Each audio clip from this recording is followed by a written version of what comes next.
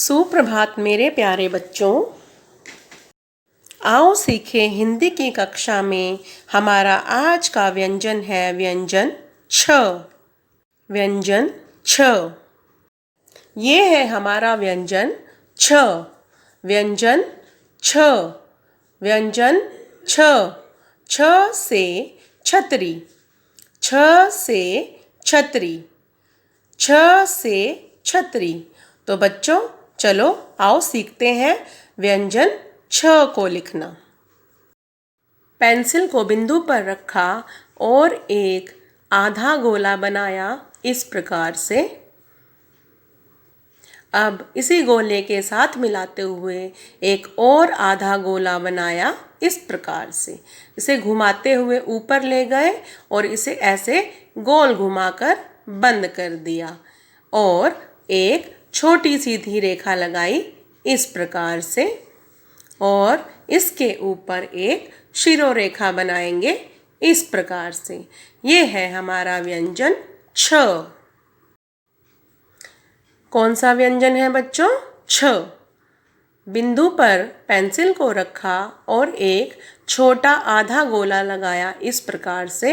अब एक और छोटा आधा गोला लगाया इस प्रकार से। गोल घुमाते हुए ऊपर ले गए और इसको यहाँ गोलाई में इस प्रकार मोड़ दिया। अब यहाँ एक छोटी सीधी रेखा लगाई इस प्रकार से और ऊपर एक शिरोरेखा बनाएंगे इस प्रकार से। ये बन गया हमारा व्यंजन छ। व्यंजन छ। छ से छत। छ से छत। छ से छड़ी। पेंसिल को बिंदु पर रखा और एक छोटा आधा गोला लगाया इस प्रकार। अब एक और छोटा आधा गोला और इसको गोल घुमाते हुए ऊपर ले गए। एक छोटी सीधी रेखा और एक शिरोरेखा। लेकिन ये हमारा व्यंजन छ गलत है। क्यों गलत है बच्चों? क्योंकि हमने छोटा आधा गोला बनाना है जबकि हमने बड़ा गोला बना दिया है। ये आपको नीचे वाली रेखा तक मिलाना नहीं है। अगर आप इसको नीचे वाली रेखा तक मिला दोगे तो ये गलत हो जाएगा हमारा। जैसे हमने घर में बनाया था ना आधा छोटा गोला, वैसे ही आपको छ में भी छोटा आधा गोला बनाना है। तो बच्चों ध्यान से बनाना। छ से छज्जा भी होता है बच्चों।